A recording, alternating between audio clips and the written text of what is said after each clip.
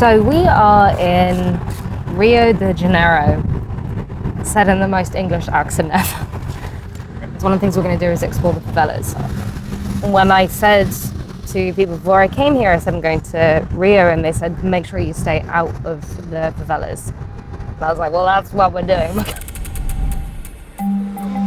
Almost straight away, from the comfort of our taxi, we get our first impression of favela life. No camera. No camera. Yeah, good, thank you. Obrigada. Will do, obrigada.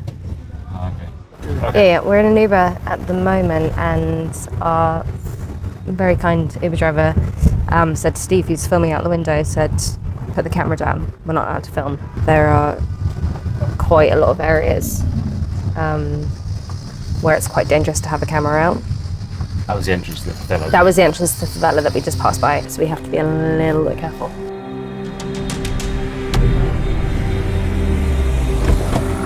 Obrigada, muito obrigada. Tchau, tchau.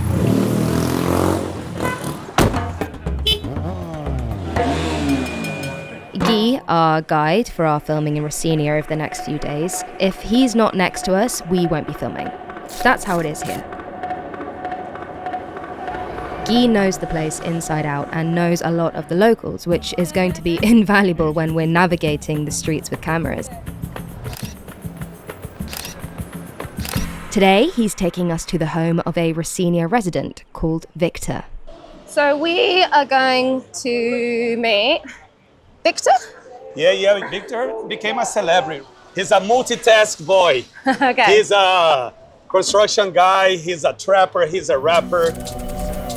He's a taxi, he rides in his motorbike. A trapper and a rapper? Trapper. What's a trapper trapper? Rapper, yeah. He was born and raised in Rocinha. Okay. Yeah, and he's a very adorable guy.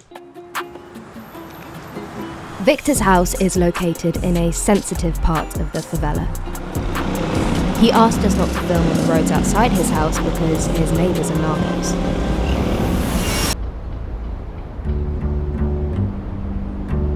Mi casa é sua casa? Sim. É. Em casa é sua casa. Mi casa é sua casa? Feliz Natal. Feliz Natal. Feliz Natal. Pode entrar? Olá. Minha esposa, que é o Steve. Victor and his wife Magna are expecting their second child. So beautiful. Obrigada. They have another daughter, Ana Manuela, who is 6 years old. She's going to work now. She's going to work from 4 to 10. Okay. Yeah, she works in a shopping mall next to my house. Yeah, Gavi. Ela vai trabalhar. Tudo de bom. Valeu, você também. Tchau, bom trabalho. Like many people in the favela, Victor is known as a hustler, meaning he does whatever he can to bring in money. Tell us, Victor, what you do. Woodwork, construction work, Uber driver, motorbike taxi driver, painter, boxing coach, and rapper. É, velho.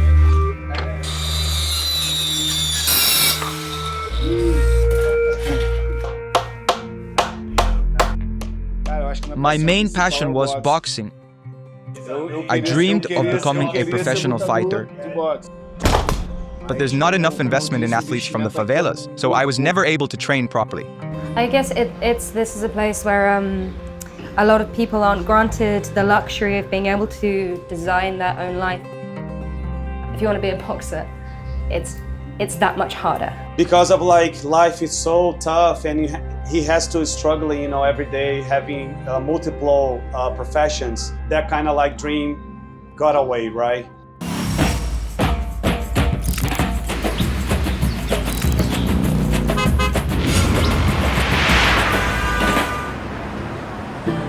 Back with Victor, he wants us to see the beauty of Rocinha for ourselves. So today he's wearing his tour guide hat. Yeah. There we go. Go. Porta do céu. Gate of heaven. Woo! This is a $1 million bill. $1 million bill. Yeah, here we have kind of like an aerial view of the Rocinha.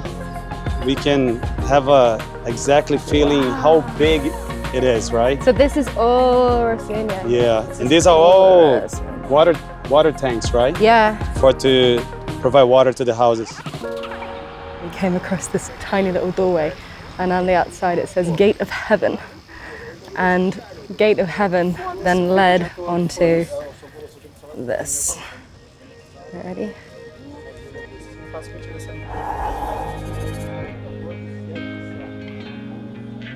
It's beautiful. Beautiful. Porto de something, Porto de Gate of Heaven. We've just been wandering through the really, really tiny, windy passages in the Rocinha favela. And Victor Hugo was like, you gotta give me the cameras. I'm gonna carry them, because everywhere you walk, they're teeny tiny, and you'll come around a corner and there'll be 5 guys sat with machine guns.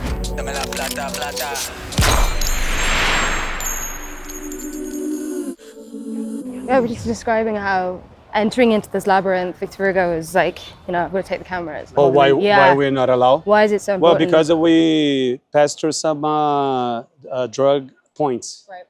That's where they sell drugs, right? And also there's some, checking points of security for them to make sure who is coming in and out.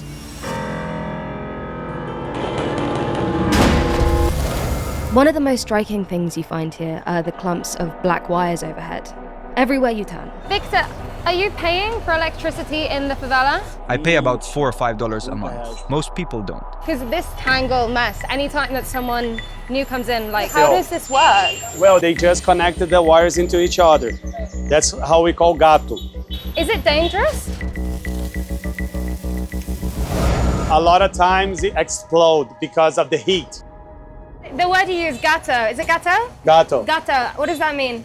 Gato, there are many meanings. Yes. Gato means cat. Gato means someone that is handsome. Or gata, which is the female, like, oh, you're so hot, you're pretty. Or it could be like stealing the electricity. Or stealing the electricity, which I guess in a way is also hot. Most of the people don't pay. Yeah. 30%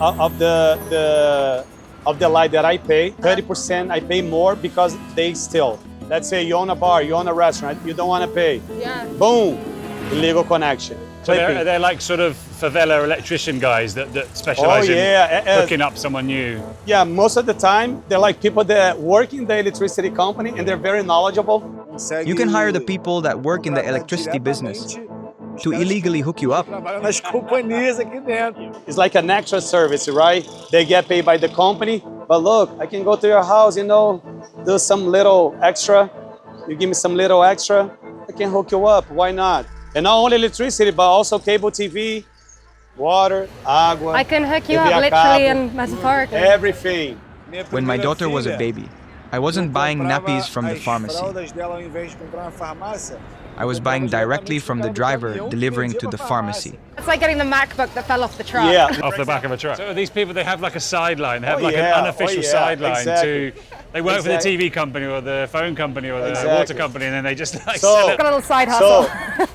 Brazil's the country of corruption, the country of bribes.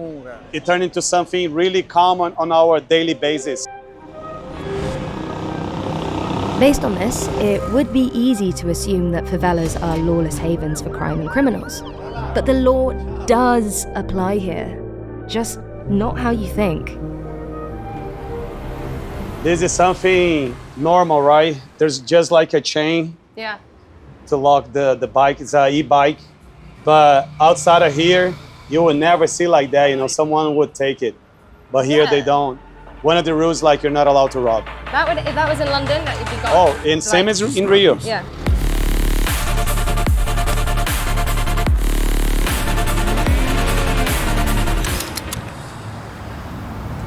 Why is that?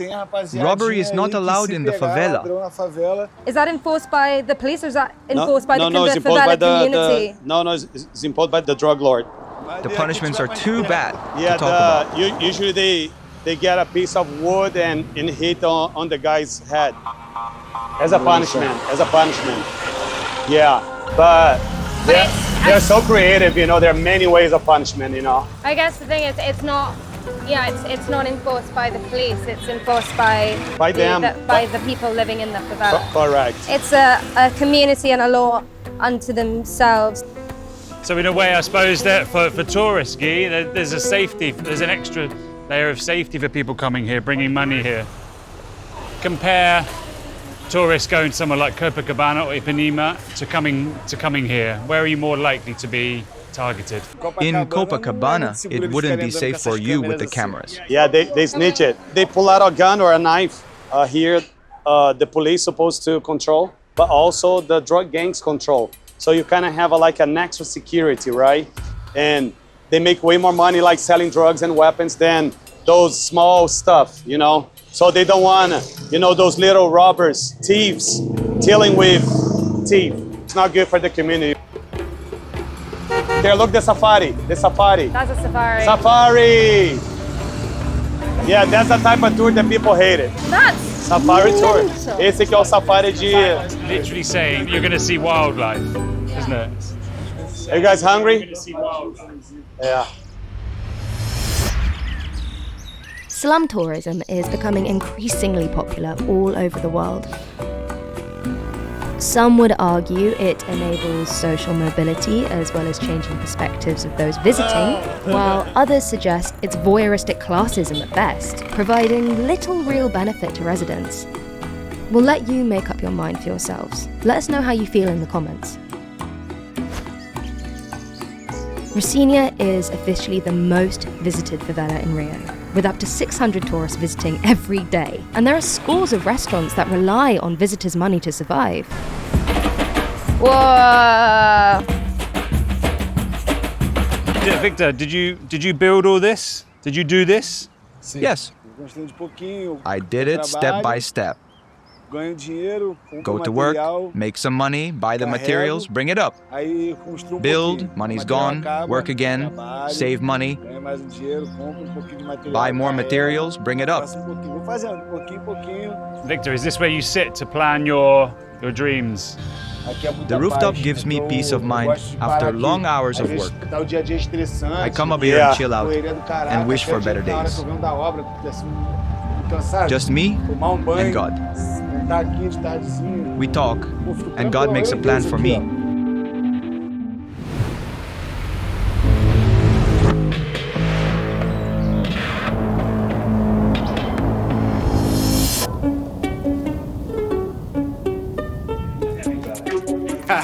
on then, show how to do it. Yeah. You show me. Yeah. Here. There we go.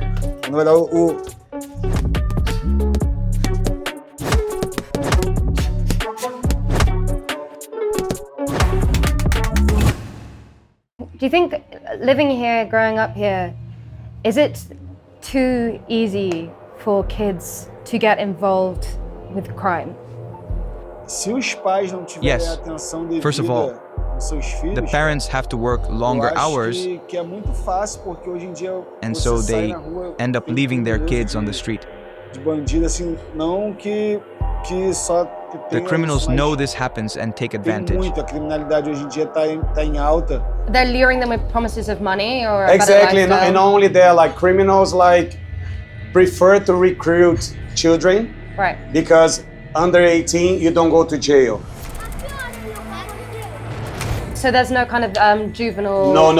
And And then easy money, fast money, girls, access of machine guns. There's kind of this fake power, they have, because they have weapons, drugs, and the girls are staring at these guys, But it's actually, it doesn't exist. They feel weak in the interior, they're insecure, right? But with the guns, they pretend that they confident and with attitude, right? when we've seen kids with guns and really young kids, are they given any kind of training with a weapon? No, nothing. But it's so easy for kids, age 7 or 9 years old. First, they start hanging out with the gangs, just fooling around. Then the criminals start asking them for favors. Take this backpack full of drugs to this house. Or light fireworks if the police show up. That sort of thing. That's how it starts. And when they get older, they start moving up the grade, promoted by the criminals.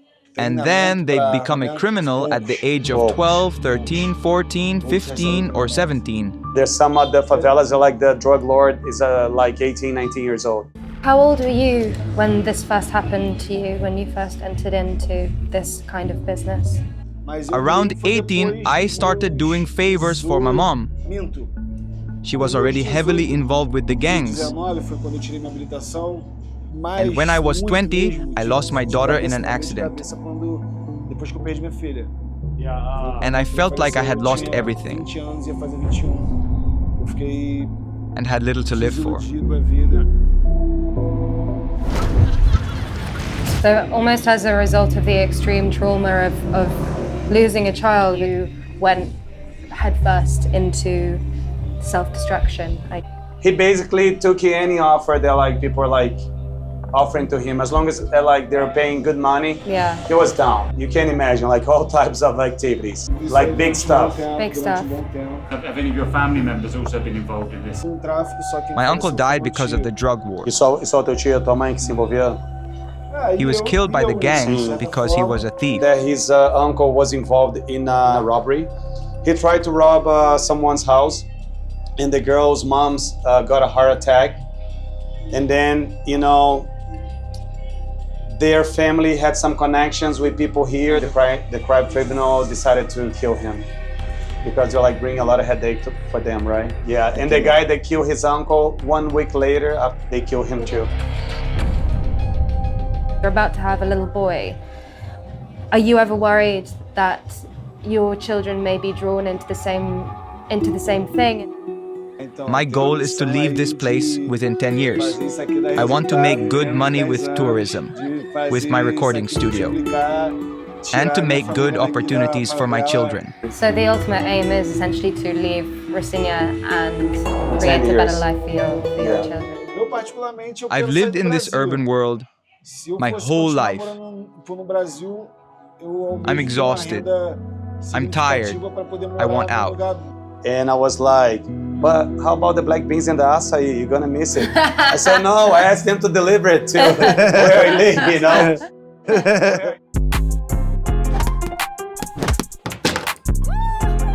When I first thought about visiting favelas in Rio, I will happily admit that I was worried.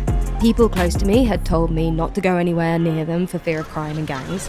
But actually, what I found being here in Rocinha has really surprised me. This is a place full of dreams, full of hope, and, as I've discovered, bristling with opportunity. It has its problems, and life is a constant battle for survival for many. But I've been overwhelmed by the differences between my preconceptions and the reality on the ground. We are the land of carnival. We are the land of soccer. Yeah. You know, most of the people here, the majority are very talented people. The best soccer players like Adriano, Romario, Ronaldo, they all come from the favelas. Yeah.